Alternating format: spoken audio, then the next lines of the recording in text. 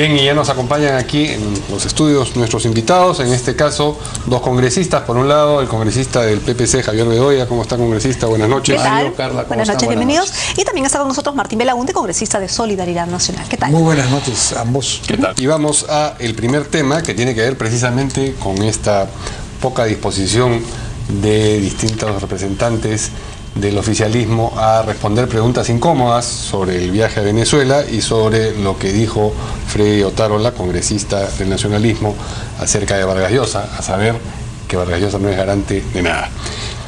Precisamente se le preguntó sobre el tema hoy día al presidente Ollanta Humala y él pues evadió la pregunta. Vamos a ver más que escuchar cómo evade la pregunta el presidente. Ha habido muchas críticas por el apoyo al presidente Maduro y su viaje a Venezuela. Estamos en el metro, así que hablamos del metro. Sin embargo, ¿pero cuándo va a responder sobre eso? El novelista Mario Vargas Llosa estamos hablando del metro y nos quedamos en el metro y el foro económico mundial. Sí, estamos hablando del metro. Bueno, por lo menos ya no se enfureció como la vez pasada, lo que dijo señores, ¿no es cierto? Sí, parece que este tema no les interesara. Así es. Sí. Pero en fin, ha habido reacciones respecto a este tema, por supuesto, sobre lo dicho, sobre todo por Otárola, al mencionar que Vargas Llosa no es garante de nada. Vamos a escuchar a Jorge del Castillo, que estuvo esta mañana precisamente en Canal N, hablando sobre ese tema. A ver, empecemos con lo del señor Otárola, ¿no? Me parece por lo menos una ingratitud para ponerlo en una primera calificación. Y por cierto, un despropósito político. Yo no sé si este señor está jugando a favor o en contra de su gobierno. No son frases que le alcancen a Mario Vargas Llosa, sin duda. Pero sí al gobierno le crea un problema, porque resulta que ahora no es garante de nada, ¿no? O sea, no es una persona a la cual se le consultó nada, ni opinó nada, ni marcó una ruta, digamos, ¿no? Traducida en la hoja de ruta. Supongo que le llamará la atención el señor Otárola. Supongo que no pensará así Ollanta Humala, o sí, lo cual sería mucho más grave, ¿no? Bien, esperemos que nuestros invitados de hoy día sí estén dispuestos a conversar de algún otro tema aparte del metro. A propósito de lo que dijo Freddy Otárola sobre Vargas Llosa, ¿le ha creado un problema al presidente Humala o tiene usted la impresión de que eso ha sido con instrucción? No, yo conozco a Freddy Otárola ya hace varios años en el Congreso y ese es su estilo. No creo que en esto haya sido traductor de nadie. Pero analicemos las cosas en su nivel. Es cierto que cuando se pasó a la segunda vuelta hace un par de años, Mario Vargas Llosa y otras personalidades, incluyendo el presidente Toledo, dieron clara y explícitamente su apoyo al señor Humala. Optaron por él y sobre todo por el programa variado que presentó en la segunda opción. Pero es más, creo yo, creación de la prensa el haberlo puesto como garante. Él en ningún momento salió a garantizar que el señor Humala tal o cual cosa iba a hacer o dejar de hacer. Es ya la habilidad del periodismo de ponerlo como garante. Entonces, no le falta razón a Otárola cuando menciona que el señor Vargas Llosa no es garante de nada, porque nadie le ha dado ese título ni él lo ha asumido para sí. Es un hombre que dio un respaldo y un aval a la candidatura de Humala en la segunda vuelta frente a la de Keiko Fujimori, pero no necesariamente lo convierte en responsable solidario del gobierno del señor Humala por todos los actos que se realicen o dejen de realizar en este régimen. Bueno, tal vez no utilizar la palabra garante, tal vez no sería lo más correcto, digamos, o lo más específico, pero la imagen de Vargas Llosa, digamos, en esa época fue realmente importante, tanto es así que ayer lo conversábamos con Cecilia Blume, hubo una ceremonia de juramentación incluso con Vargas Llosa y Ollanta Humala sobre una Biblia, ¿no es cierto?, precisamente por este cambio que era la hoja de ruta, que era un tema consensuado además entre todos los peruanos, más allá de la gran transformación que era el primer planteamiento de Ollanta Humala, ¿no? Sí, pues, pero si algo ha caracterizado a lo largo de su vida pública a Mario Vargas Llosa es que es una persona que primero no tiene pelos en la lengua y expresa lo que siente, y segundo que es muy independiente en su modo de pensar y él expresa claramente lo que en cada circunstancia opina. Entonces no es que él, por haber dado un apoyo, ha quedado hipotecado y debiendo guardar silencio monacal frente a los actos del gobierno. y él está frente a un hecho concreto que ha sido el viaje a Venezuela, expresando claramente y en voz alta su absoluto desacuerdo porque, tema que comparto, constituye un aval a un gobierno antidemocrático que ha llegado mediante procedimientos totalmente cuestionables al poder. En consecuencia, aquí el presidente Humala y el coro de presidentes de UNASUR han ido simplemente a convalidar una situación irregular que siento un funesto precedente para la democracia en América Latina. ¿No piensa usted que Freddy Otárola le ha creado un problema al gobierno por expresarse de esa forma áspera acerca de alguien que les dio el respaldo, el apoyo que menciona el congresista Bedoya en la segunda vuelta? Yo concuerdo con lo que dice Javier. En efecto, Freddy Otárola se expresa en esa forma. Es una forma un poco recia, áspera, abrasiva, pero no deja de decir la verdad. ¿No es ingrato? Yo no sé si será ingrato o no, pero además la ingratitud es moneda corriente en la política, no nos olvidemos de eso, ¿no? Pero yo pienso que evidentemente pues Vargas Llosa no puede garantizar nada, él no es un poder. Él no representa un poder público, él no es un ayatola de la democracia, ni cosa por el estilo, ni sumo sacerdote. Es un hombre que en ese momento apostó o dio su respaldo a Ollanta-Humala. Entonces eso no quiere decir pues que tenga él que responder por todos y cada uno de los actos de Ollanta-Humala y de su gobierno. Y en este caso específico ha habido pues un desacuerdo, porque Vargas Llosa, como la mayor parte de los demócratas latinoamericanos, estamos pues en contra de esta terrible elección irregular, ilegítima que ha ocurrido en Venezuela con Maduro. Entonces a mí me parece que Otárola simplemente ha dicho lo que le pasaba por la cabeza en su lenguaje habitual, sin que eso tampoco pueda considerarse un agravio contra Vargas Llosa. En efecto, Vargas Llosa no puede ser garante de este gobierno y ojalá que no lo sea. Mejor para Vargas Llosa, diría yo. Claro, pero es una justificación en todo caso para Freddy Otárola decir que dijo lo que le parece, porque en política... Bueno, Otárola pues tiene esa forma de expresarse, ¿no? Es recio expresándose. Es algo menos recio que Abugataz, pero es recio expresándose. Obedece a su estilo. Claro, nadie pretende que Vargas Llosa responda por lo que hace el gobierno de Ollanta. Más bien que Ollanta responda frente a Vargas Llosa, que le endosó su respaldo por las cosas que hace. Que, digamos, sea consistente con el compromiso que asumió con su presencia durante este juramento, porque el hecho de que estuviese presente Vargas Llosa y otras personas cuando se produce esta promesa solemne, le está concediendo pues un rol de aval.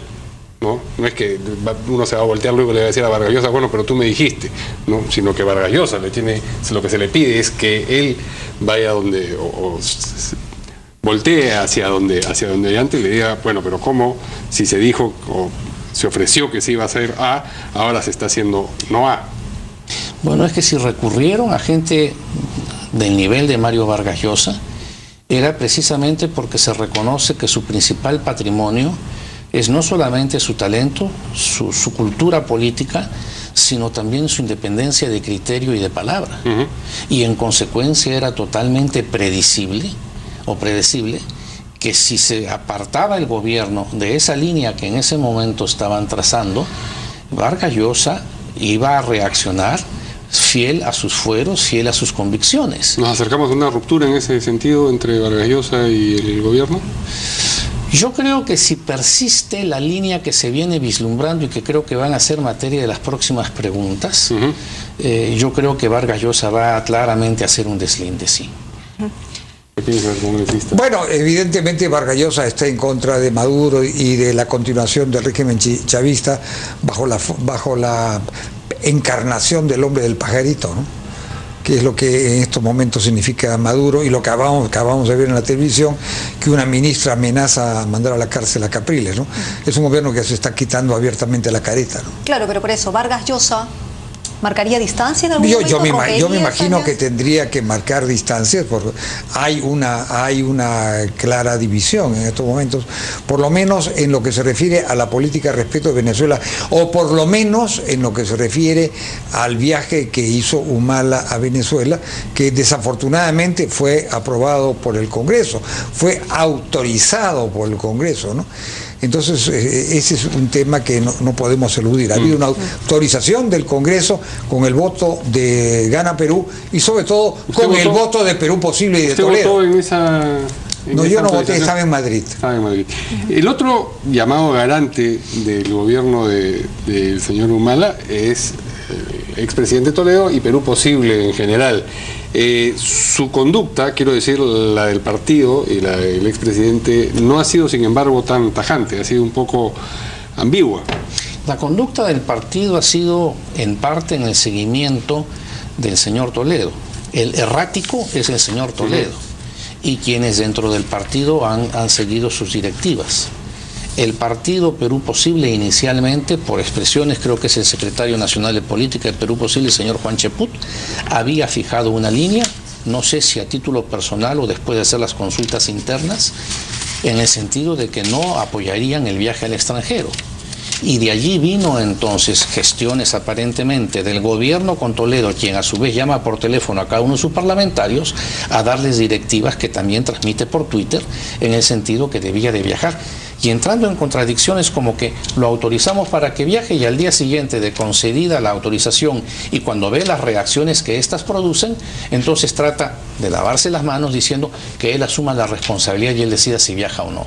Esta ambivalencia, este juego dual, esta indefinición permanente en el señor Toledo de marchas y contramarchas y acomodos permanentes es lo que está originando reacciones al interior de su propio partido que cada día se resquebraja más. Bueno, pero su secretario general ha dicho, bueno, nosotros sí, pues decidimos darle el permiso, pero no pensábamos que iba a viajar. ¿Ese es un argumento válido, digamos, políticamente hablando? No, por favor. Ni ingenuidad siquiera es eso. ¿Pero es ingenuidad realmente o ahora quieren tapar? Dios mío. ¿Pero es ingenuidad o ahora quieren tapar un poco? No, yo creo que eso es un disparate de marca mayor. Si no querían que viajara, tenían que votar en contra, porque la autorización implica que va a viajar. Entonces decir que no, que lo autorizamos, pero que viaje él si quiere, no, pues eso es una cosa absolutamente Hay circunstancias, Mario, en que un político es preferible que guarde silencio a tener que tratar necesariamente de convalidar las actitudes de sus superiores jerárquicos dentro de la organización política, diciendo cosas que lo dejan en ridículo. ¿Qué cosa es lo que explica esta conducta errática del expresidente Toledo? ¿Por qué no termina de sentar una posición frente a una cuestión como esta?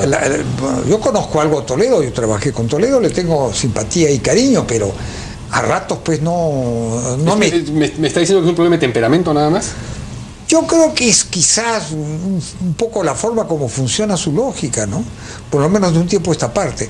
Entonces es evidente que no tiene sentido lo que él dice. A mí me parece una incongruencia absoluta. No puede decir, autorizamos que viaje y luego que censuren a su ministro por haber viajado. Eso me parece a mí, sinceramente, un disparate total. ¿Pero eres demócrata o no eres demócrata? Digamos, porque ese es el fondo del asunto a la hora de dar el permiso para viajar a Venezuela. Yo creo, mi bancada votó en contra, salvo el solitario lunar de Benítez, pero yo hubiera votado en contra, lo mismo que Luna, pero estábamos en Madrid, no podíamos votar por correo. Entonces, yo creo que aquí hay una situación muy clara. Si estábamos en contra de lo que ha pasado en Venezuela, como que estamos, si lo que se considera que había en Venezuela es una arbitrariedad total, posiblemente un fraude electoral, entonces lo prudente era que no viajara el presidente y en todo caso que viajara el ministro de Relaciones Exteriores, porque tampoco vamos a romper relaciones con Venezuela. Entonces hay que mantener las cosas.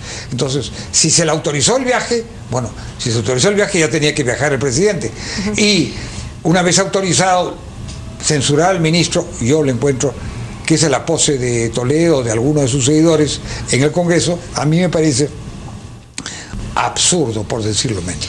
Ahora, Perú Posible, después de todo lo que ha sucedido, ha tratado de, digamos, apoyar la interpelación, digamos, ponerse en una posición de que nos engañaron y ahora, digamos, ahora van a ver, nos vamos a vengar, ¿no? Una cosa así, porque a nosotros no nos engañan. Y tanto es así que Carmen Omonte ha mencionado que prevé que este escenario, ¿no? Si la Chacana decide romper con el nacionalismo, estima que se aliará con el fujimorismo. ¿Eso es válido? ¿Es posible? No sé si es válido o no, Carla, posible. Pero es lamentable ese razonamiento. O sea, Perú Posible, a regañadientas, trata de dar esa imagen, se mantiene como aliado del gobierno y en estos días está saliendo en uno de los brazos derechos del señor Toledo como embajador a Honduras, lo que evidencia los claros lazos que hay entre las dos colectividades.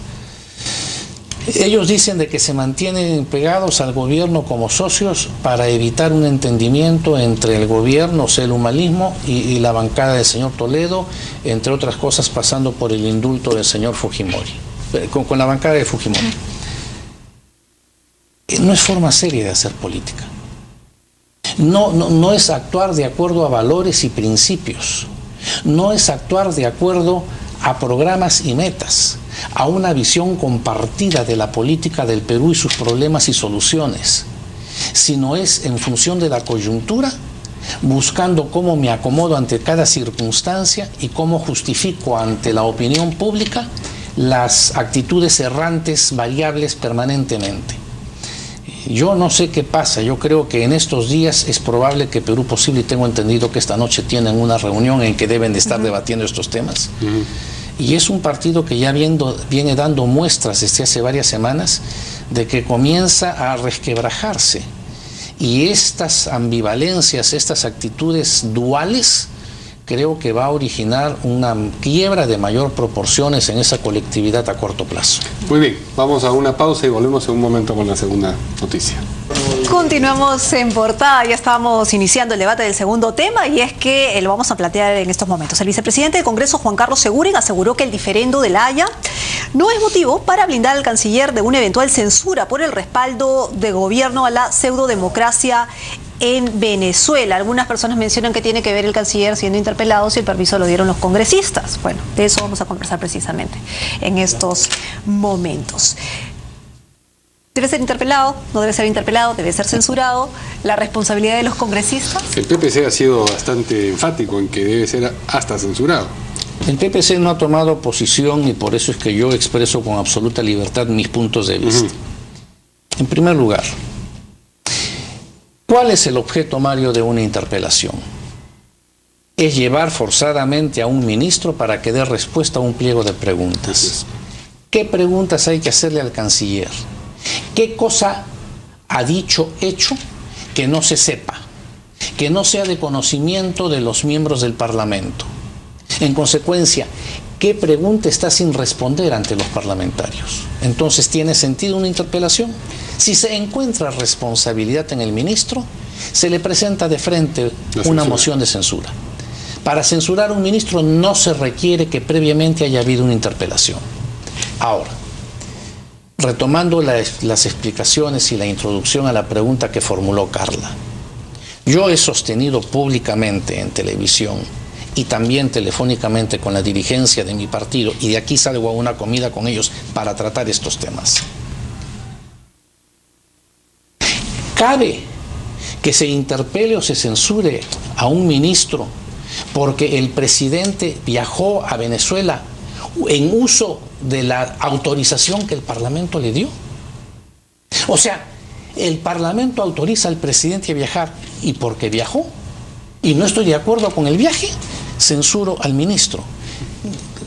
No, pero Lourdes Flores y Juan Carlos Segurín, que son de su partido, y la Madre Teresa también lo puede decir. Yo opino de acuerdo a mis criterios. Pero me parece bien, pero lo que quiero decir es que hay esta diferencia de criterios al interior. Hay diferencia de criterios en cuanto a la lectura de los mismos hechos y el comportamiento que el partido tiene que dar. Por eso voy a una reunión en donde procuraremos fijar opinión, y una vez que el partido fije opinión, esa será la que prevalezca.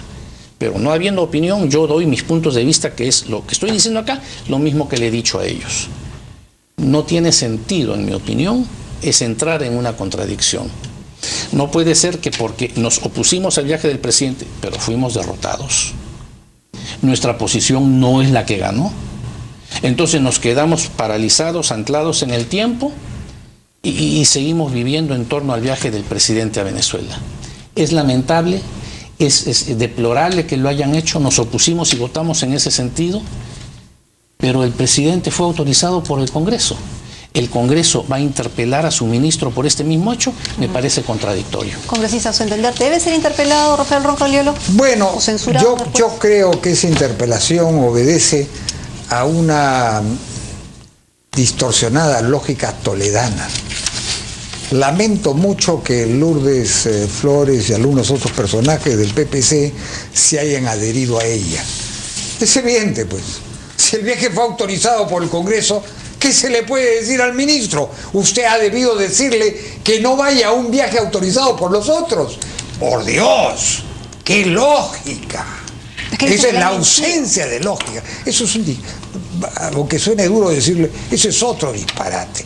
Entonces, a Roncaliolo, al amigo Roncaliolo, no se le puede censurar ni por eso, ni porque fue velasquista en la época de Velasco, ni porque fue jefe o presidió Transparencia en la época del año 2000, y ahora resulta que en Venezuela hay un fraude que tiene características muy parecidas a las que se trató, o que las que se realizó el año 2000 con Fujimori a la cabeza.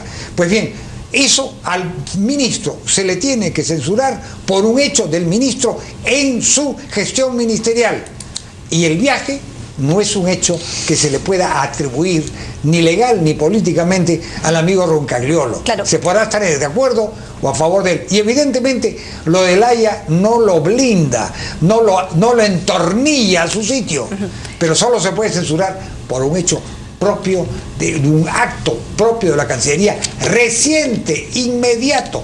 Yo creo que no se dan, con todo perdón de los amigos pepecistas, Lourdes Flores, Yeguren, etcétera, y también al amigo Galarreta, eso me parece que no es causal de interpelación. Pero desde mi personal punto de vista, no sé cuál puede ser la posición. El tema de fondo no sería también interpelarlo por el apoyo sistemático de Perú al chavismo. Yo no creo, porque en eso no lo creo, por esta razón. Ya sabemos nosotros los vínculos que tiene Humala, que ha tenido Humala con el chavismo. Sabemos que después, cuando llegó al poder, se apartó de la línea de Chávez en cuanto a su condición de política económica y de demás pactos. Pero siempre hemos sabido de esos vínculos.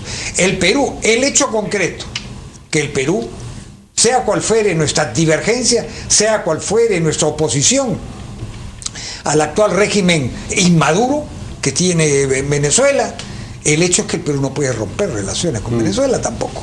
Pero sí hay una razón, disculpe, reciente y asociada a la gestión de Roncaliolo, según la argumentación de Uren, para esta eventual interpelación o censura. Él dice, el canciller, cuando no tenía los votos, planteó que el gobierno peruano propondría una agenda en la UNASUR dirigida a buscar espacios de diálogo que de alguna manera enrumbasen, debió decir, la democracia en Venezuela. Sin embargo, una vez que logró los votos de la bancada del señor Toledo, solamente remitieron un oficio solicitando únicamente el viaje de Humala.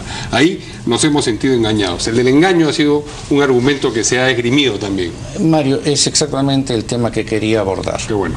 El jueves al mediodía se presenta el ministro Roncaliolo y se reúne con los miembros de la Comisión de Relaciones Exteriores del Congreso y con la Junta de Portavoces. Y allí planteó que el presidente Humala había convocado a los presidentes de UNASUR, quienes estaban llegando a las 7, 8 de la noche para una reunión de emergencia previa a la transmisión de mando, en donde el Perú, como que tiene a su cargo la presidencia pro tempore de UNASUR, iba a plantear a los otros presidentes 3 o 4 temas. 1, exigir al gobierno de Venezuela inmediatamente el cese de la violencia. 2, una apertura de diálogo con las otras colectividades políticas. 3, el recuento de los votos por el 100%. Y un cuarto tema que no recuerdo bien.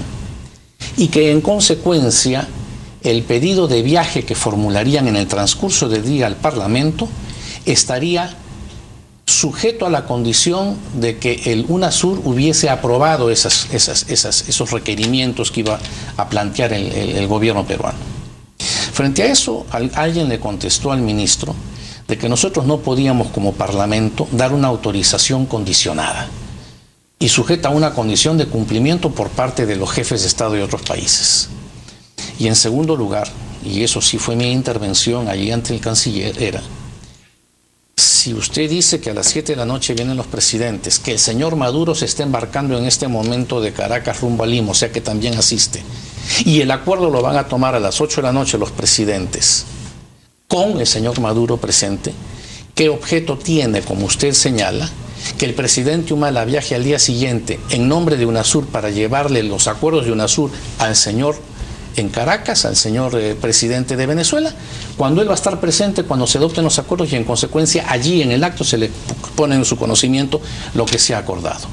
Lo que ustedes están tratando, le expresé al ministro, es de ponerle un ropaje a la intención real, que es asistir a una transmisión de mando a la cual nos oponemos porque es convalidar un fraude electoral y un gobierno antidemocrático.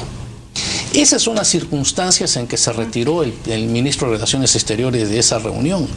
Y cuando transcurridas las horas llega la solicitud de autorización de viaje, ya no viene con condicionamiento alguno, sino es un pedido claro y directo, indicando además que ya no es para ir en nombre de UNASUR llevando el acuerdo de UNASUR, sino para asistir a la transmisión de mando. Y el debate se centró en ese tema.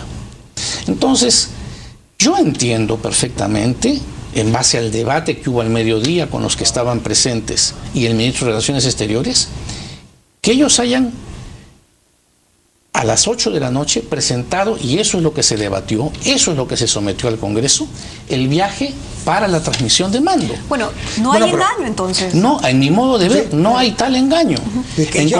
Permítanme terminar, Martín. A mi modo de ver, no hay tal engaño. Hubo cambio de posición entre lo que expuso el ministro de Relaciones Exteriores al mediodía, antes de que se abriera el debate entre los que estábamos allí, y la posición oficial, que es la que llegó y sobre la que se votó previo debate en el Parlamento a las 8 o 10 de la noche. Yo no encuentro entonces tal engaño, y si hay gente que se ha sentido engañada, bueno, lo que se nos sometió a voto es lo que en los hechos se cumplió. Bueno, hay una cosa pues fundamental. En primer lugar, evidentemente no se puede autorizar condicionadamente. Segundo lugar, menos se puede dar una autorización a que un organismo internacional integrado por otros países y que están representados por sus jefes de estados adopte el acuerdo que el Congreso peruano quiere que se adopte. Eso me parece a mí, por decirlo menos, ingenuo de quienes lo planteaban de esa forma. Entonces, si se autorizaba el viaje, se iba.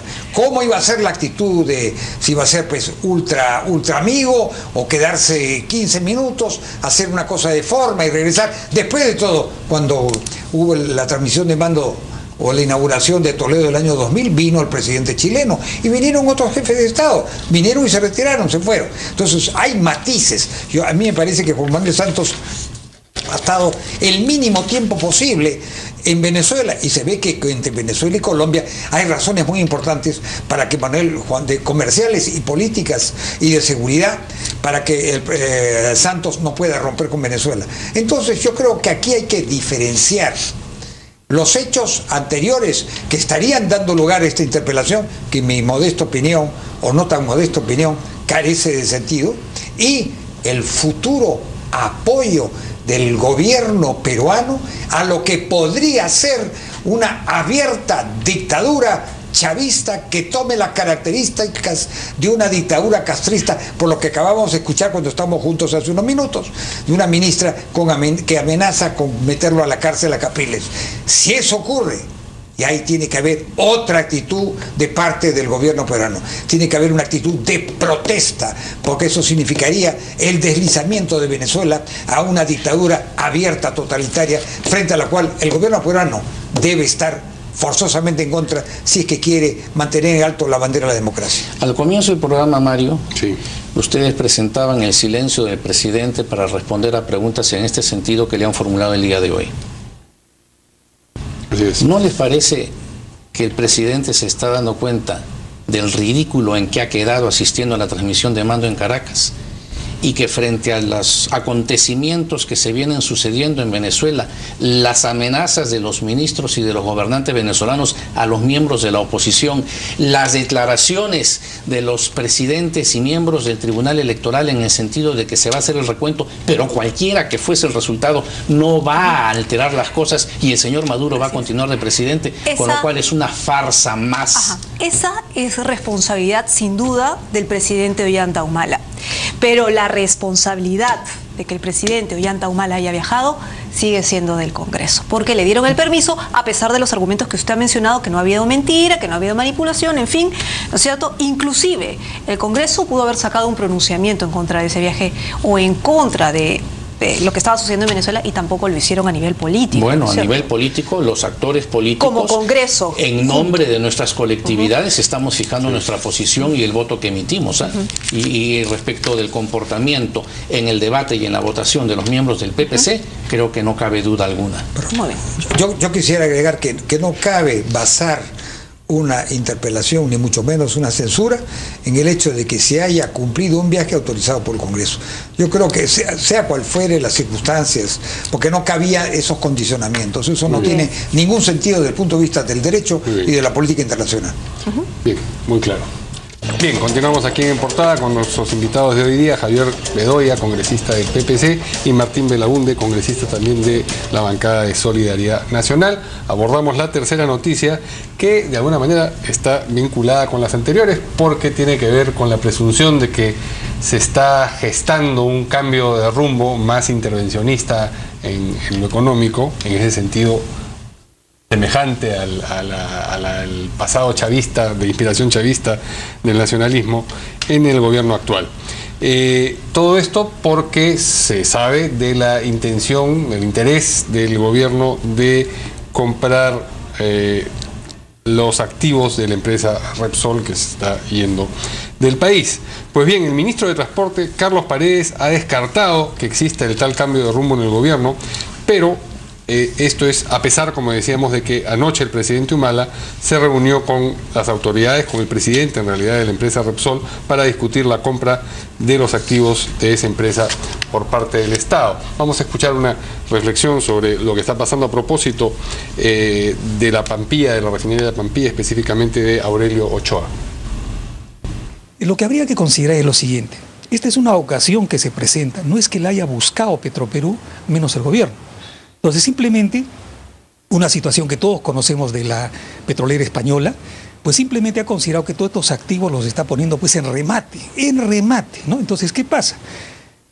La situación de la Pampilla, junto con los grifos, el caso de Solgas, dice, o compras el paquete hueso y carne, pero no en este caso fraccionado. Entonces, por esa razón, la preocupación comprensible además, ¿no es cierto?, de que estaríamos destinando recursos del fisco habiendo tantas otras necesidades que todos la conocemos, estamos viendo cómo se caen a pedazos muchos hospitales y escuelas públicas. Sin embargo, lo que habría que ver que esto es un negocio, aparte esto es un negocio petrolero. Entonces, no va a salir del fisco, por favor, no va a salir del fisco. Simplemente que Petroperú tiene la capacidad, ¿no es cierto?, está calificado internacionalmente con una buena calificación crediticia, puede recoger fondos sin ningún problema, ¿no es cierto?, del mundo financiero. Y ese negocio de adquirirse en condicional, lógicamente, pues se va a pagar solo, así que no hay que... ¿Hay cambio de rumbo por esta intromisión o este esfuerzo por meter nuevamente el Estado en actividades que había dejado? ¿O es una londra que no hace un verano? Pudiera ser, no se puede decir categóricamente que haya necesariamente un cambio de rumbo, pero yo considero que si se persigue esa política, se está llevando a cabo una política totalmente inconveniente, por una razón muy simple. Petroperú no dispone de la liquidez para hacerlo. Petroperú es una empresa que tendrá, ¿cuántos? 3.000, 4.000 millones de dólares de ingresos brutos. ¿Y cuáles han sido sus utilidades? Del orden de los 80 o 100 millones de soles. Se estaría comprando un conjunto de activos posiblemente rentables de 500 millones de dólares. Entonces el Petroperú va a tener que endeudarse, pero endeudarse significa que tiene que pagar intereses, por mucho que los intereses estén bajos. Significa una obligación a futuro, y una obligación a futuro a corto plazo. Pero ¿qué ocurre de otro lado? ¿Qué obligaciones tiene Petroperú? Petroperú tiene una tarea emergente, tiene una tarea fundamental, tiene una tarea que le va a costar 2.500 millones de dólares por lo menos, que es la rehabilitación de la refinería de Talara. Y entonces, teniendo esa tarea, y todavía se está metiendo en el tema del gas del sur, del gasoducto del sur, que significan otros 500 millones de dólares más. ¿De dónde pecatamea? Pues ese dinero va a tener que salir de Petroperú con endeudamiento, pésima opción. O del Estado con un crédito suplementario del presupuesto, tampoco. Yo creo que por angas o por mangas es una mala decisión. Yo creo que el Perú debe fiscalizar la venta de esos activos, quizás sacar condiciones favorables para el Perú, cobrar los impuestos a la renta que haya que pagar por esa transferencia de acciones, y que la persona que venga a comprar sea una persona pues que sea una entidad, una empresa o conjunto de empresas que sean aceptables para el gobierno del Perú. ¿Esta adquisición deja de lado la hoja de ruta para ir a la gran transformación? No solamente, Carla, esta adquisición. En el tablero que tengo al frente hay varias luces rojas que empiezan a encenderse. Primero tenemos las declaraciones del presidente Humala hace algunas pocas semanas en sus embates contra el sector pesquero, acusándolo de haber eliminado la biomasa y haber reducido sustancialmente la existencia que en este momento el Perú cuenta. Hay cosas que callan, como por ejemplo que justo en los meses de desove, o sea cuando se reproducen las especies, la anchoveta concretamente, y que son épocas de veda, autorizaron pesca. Entonces las madres que estaban desovando, como la peladilla o los pescados que estaban naciendo, fueron barridos en la pesca. Pero ahí sí no reconocen errores. Ese es un tema. 2. Sale dentro del paquete de decretos legislativos para la reforma en el sector defensa una ley, un decreto legislativo, en donde le quita al sector privado tareas que viene cumpliendo en los puertos y se los entrega nuevamente a la Capitanía de Puertos de la Marina. O sea, es también la injerencia del Estado a través de la Marina en la administración y manejo de los puertos. 3. Es el caso de Hunt Oil, que está retirándose del lote que tiene concesionado en el norte del país. Y Perupetro o Petroperú está en negociaciones para quedarse como titular de ese lote y entrar en exploración petrolera, para lo cual también carece de recursos. 4.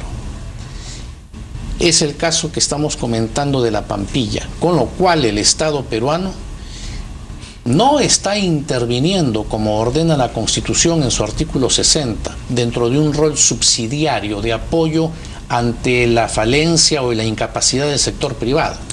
No, porque hay otros sectores privados o hay otras entidades del sector privado, tengo entendido concretamente el Grupo Romero, sí, que también está interesado en la Pampilla, pero el Estado se está cruzando en el camino. Y si esta compra se concreta, el Estado termina siendo dueño del 97% del refinamiento de los combustibles en el Perú. Ya tiene Talara, se haría de la Pampilla, ya tiene Conchán, ya tiene en Iquitos otra pequeña refinería. La única que es de Maple, que es la que funciona en Pucallpa, que solamente puede tratar 3.000 barriles diarios de petróleo. Simultáneamente, desde el gobierno aprista, los contratos de concesión para la explotación de los pozos petroleros en el noroeste del Perú, o sea, la zona de Talara concretamente, estaban próximos a expirar. Han comenzado a vencer en el pasado mes de marzo. Para usted esas son las pistas de ir a la gran transformación. Podría seguir la enumeración en que el Estado no está haciendo lo que le corresponde hacer, como por ejemplo haber renovado esos contratos que estoy hablando, y está ahora pretendiendo incursionar en actividad empresarial, para lo cual la empresa no se encuentra preparada y no le corresponde al Estado. Ahora, hay quienes entienden que lo que está buscando el gobierno a través de esta eventual compra de Repsol es tener una capacidad de manejo del precio de la gasolina. ¿Les parece a ustedes? Le estoy diciendo que se va a hacer dueño el 97% Entonces, esa es de la capacidad política, para refinar los petróleos. Esa es la intención política, a su entender, de lo que está Podría ocurriendo. ser, yo no sé si lo que quiere es entrar a un control de precios y en consecuencia regular y utilizar, como sucede en Venezuela, y estamos viendo los resultados económicos en Venezuela, uno de los principales productores de petróleo que está en el colapso económico. En el Perú es evidente que el Estado, si hace un control de precios, sería precisamente para controlar para abajo, y pues en ese caso podría incursionar en pérdidas en la etapa del refinamiento, en la etapa de la refinación y también en la etapa de la comercialización, en cuyo caso sería una mala operación. Y además tendría una caja chica interminable. Claro. Efectivamente. Entonces, yo creo que es algo que no debe hacer el Estado. El Estado lo que tiene que hacer es, en este caso, cobrar los impuestos por la transferencia, debe participar en la ganancia, en la eventual ganancia que pueda obtener Repsol por la venta de eso, y también asegurarse que la persona o las empresas, la empresa o empresas que vengan a reemplazar a Repsol sean empresas compatibles con el Perú. También eso es un aspecto que hay que tomar en cuenta. Hay un tema interesante porque dice que la firma española también posee más de 200 estaciones o puntos de venta de combustibles en el Perú, pero además tiene la planta Solgas que produce gas licuado de petróleo. Tal vez la promesa de bajar el precio del gas iría por ahí también. Pero eso sería ruinoso, pues. Si lo que se quiere bajar el precio del gas licuado para Lima, porque Solgas es una empresa que me parece a mí que actúa fundamentalmente para el mercado limeño o quizás para el mercado costeño. Entonces, ¿qué cosa sería? ¿Sería el gas que se vende a 30 soles el barril, venderlo a 8 soles? Fue una promesa electoral, ¿no? Bueno, pero una promesa electoral pues absolutamente ruinosa. Lo que haría sería arruinar esa empresa. Entonces están comprando una empresa, me imagino que rentable, para arruinarla. No tiene sentido. Y a todo esto debemos añadir, dentro de la retahíla de casos que tenía para presentar, la construcción del gasoducto en el sur. O sea, inicialmente dieron la licitación a una empresa privada, ahora el Estado, a través de Petroperú, quiere también mediante financiamiento, porque carece de los recursos, hacer el gasoducto. Hay temor entonces, sin duda, por lo menos por lo que hemos conversado acá, y que efectivamente de la hoja de ruta vayamos a la gran transformación. Vamos viendo entonces qué sucede más adelante. Vamos a hacer una pequeñísima pausa y regresamos para conversar ya del cuarto tema, que tiene que ver con el expresidente Alan García. Volvemos. Revisemos rápidamente entonces el cuarto tema. Me salió un gallito, dice. El expresidente Alan García envió una carta a la Defensoría del Pueblo denunciando que la megacomisión está afectando sus derechos constitucionales en el proceso de investigación de su último gobierno. Ahora yo quería compartir contigo una nota que sacaste para hacer memoria de lo que alguna vez habría dicho Alan García, ¿no es cierto?, en una entrevista, ¿no? Alguna vez, ¿no? A principios de este mes, hace poquito él, nomás, dijo que, bueno, que sentía que efectivamente lo estaban investigando por razones políticas, pero que él no se quejaba, que él no era un llorón. Así es. No soy un llorón, dice, de esquina, que dice, he sido presidente y me quieren destruir. Claro. Sin embargo, hay algunos sollozos, digamos, en este, así es, este gesto de hoy día. Claro, sollozos no muy bien contenidos, ¿no? Sí. Bueno, ¿ustedes piensan una que de furtiva verdad lágrima será entonces? Que de verdad está botando sus primeras lágrimas Alan García? Bueno, a mí me ha llamado la atención todo esto. Efectivamente, yo sí creo que hay un empeño de, digamos, de inhabilitar a Alan García. Claro que lo que ha salido de los indultos, pues, es una mazamorra maloliente, ¿no? Y eso es algo que el APRA y este señor Facundo, no sé cuántos, tienen que explicar, ¿no? Entonces, ahí hay un tema que yo esperaba que no saliera así. Ha tocado carne, entonces. En ese tema de los indultos, yo diría que hay cosas que explicar y que hay que distanciarlas, espero, de Alan García, ¿no? Porque lo que quieren decir algunos es que ahí se pasaba por caja, ¿no? Yo me imagino que Alan García está totalmente desasociado de eso, está fuera de eso, pero algunos de más abajo estarán fuera de eso. ¿Cómo quiénes, por ejemplo? ¿A quiénes se refiere? Bueno, este amigo Facundo no sé cuántos. Chinguel. Chinguel, bueno, a mí no me parece que sea el mejor exponente de la limpieza pública, ¿no? Por decirlo menos, ¿no? ¿Y los ministros? Mira, Carla, yo creo que esto debemos analizarlo desde dos vertientes. Cuando me comunicaron a las 5 de la tarde los temas que ustedes querían tratar en este programa, rápidamente busqué en mis archivos cuáles son los alcances que se le dio a la megacomisión cuando se formó. Y en consecuencia, cuando el señor García dice que están violando sus derechos y fundamentalmente el debido proceso, ¿es porque la comisión está abordando temas para los cuales no estaba habilitada? No. Leeré. El acuerdo del Congreso de la República, cuando aprueba la moción para constituir esta megacomisión, dice, conformar una comisión investigadora multipartidaria, y aquí viene una larga enumeración de funciones que le encargan. Encargado de investigar la gestión del gobierno de Alan Gabriel García Pérez, o sea, toda la gestión, identificar y comprobar posibles ilícitos, especialmente generados a partir de decretos de urgencia y decretos legislativos que habrían permitido lesivas concesiones de recursos del Estado, asociaciones público-privadas ilegítimas en proyectos de irrigación, transmisión de energía, carretera, generación de energía, construcción de infraestructura en general, etcétera, Asimismo, en el manejo arbitrario e ilegal de instituciones como Salud, Sedapal, Agua para Todos, OCE, entre otros. Clarísimo quedó eso. Y aquí viene lo que estamos hablando. Analizar las presuntas irregularidades en el otorgamiento de las conmutaciones de penas e indultos otorgados y evaluar la posible existencia de una red ilícita para delinquir en los procesos judiciales sobre BTR que comienzan a señalar más allá del espionaje telefónico, etcétera, etcétera. ¿Ya? Entonces, la megacomisión está facultada, está habilitada para virtualmente analizar todo. Ahora bien, esas son sus atribuciones. ¿Cómo las está ejercitando? He leído las declaraciones, no las declaraciones, sino transcriben algunos medios la carta que Alan García habría ingresado hace una semana en la Defensoría del Pueblo pidiendo que intervenga frente a lo que él considera que son la violación al debido proceso, indicando que se le cita con pocos días de antelación a la fecha en que debe de concurrir. Y que no le han dado las preguntas. Sin darle las preguntas, y no tienen por qué darle las preguntas, él no está yendo para ser interpelado y responder un pliego interpelatorio, pero sin precisarle las materias sobre las que quieren que él explique o deponga. Y están precisadas. ¿Verdad? Entonces, si están facultados para analizar todo durante los 5 años de gobierno y simplemente le dicen, por decir, venga usted para tratar temas vinculados a salud, pero él no sabe qué temas de salud, ¿cómo puede prepararse para ir y responder adecuadamente las preguntas?